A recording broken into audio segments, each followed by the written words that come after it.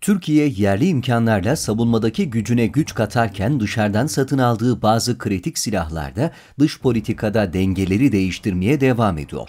Bunlardan biri ise hiç şüphesiz Rusya'dan alınan S-400 hava savunma sistemi. 2019 yılındaki teslimat sonrası S-400'ler üzerinden ABD'nin yaptırım tehditlerine maruz kalan ve bunlara boyun eğmeyen Türkiye ikinci kritik adım için harekete geçti.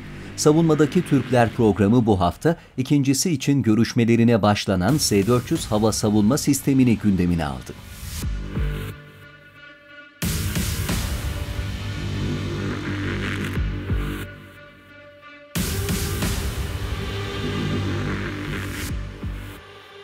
Güvenlik ihtiyacı gün geçtikçe artan ve hava sahası tehditleri açık hale gelen Türkiye, NATO müttefiklerince de desteklenmemesi nedeniyle kendi hava savunma sistemlerini oluşturmaya yöneliyor. Bu yönde dikkat çeken adımsa 2017 yılında atılmıştı. Türkiye, ABD'nin Patriot füze savunma sistemi talebine olumlu yanıt vermemesi üzerine rotasını çevirdiği Rusya'dan S-400 hava savunma sistemini satın aldı. Türkiye'nin Rusya'yla imzaladığı 2 milyar 500 milyon dolarlık S-400 anlaşması kapsamında beklenen teslimatlar 2019 yılında tamamlandı. 4 parça halinde Ankara'ya ulaştırılan sisteme ilişkin ilk testlerse 2020 yılında Sinop'ta gerçekleştirildi.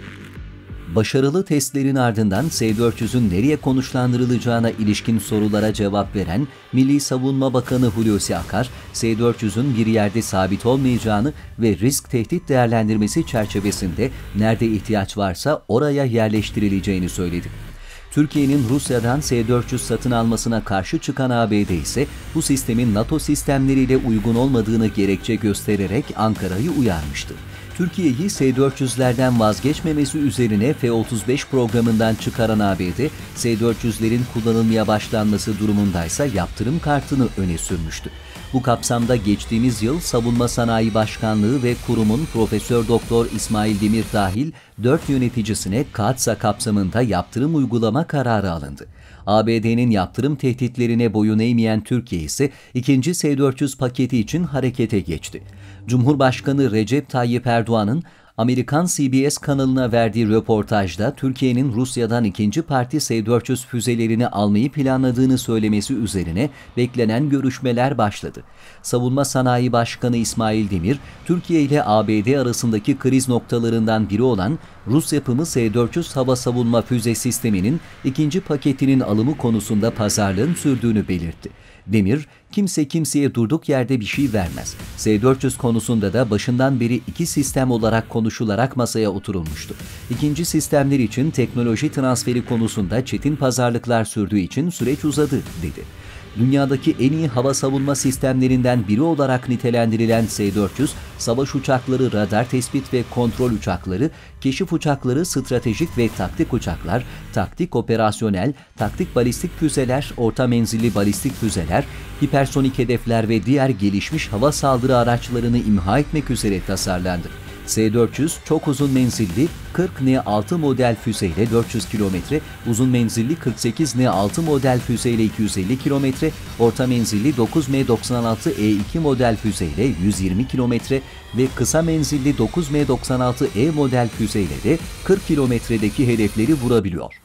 Kısa, orta ve uzun menzillerde füzeleri aynı anda kullanabilen S-400, 600 kilometre uzaklıktaki hedefi algılama özelliğine sahip ve saniyede 4,8 kilometre hızla füze gönderebiliyor. Sistem, hedefe 10 saniyeden daha az sürede tepki veriyor. Rusya, daha önce Bulgaristan, Yunanistan, Hırvatistan, Slovenya gibi NATO üyesi ülkeler dahil yaklaşık 20 ülkeye S-300 satarken, S-400'lerin ilk müşterileri ise Belarus'la Çin olmuştu. Rusya'nın S-400'leri satmak istediği ve bir kısmıyla mutabakata vardığı Türkiye dışındaki diğer ülkelerse Hindistan ve Suudi Arabistan.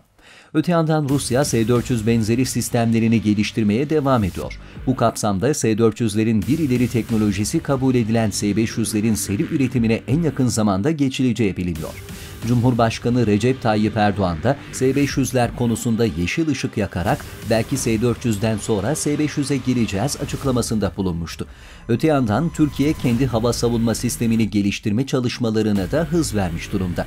Bu kapsamda Aselsan ve Roketsan işbirliğinde yerli ve milli olarak geliştirilen Hisar projesinde ilk teslimatlar geçtiğimiz yıl yapılırken projenin en kritik ayağında yer alan ve S-400 ile Patriot gibi yüksek irtifa hava savunma sistemi olan Hisar-U'da ise çalışmalar sürüyor.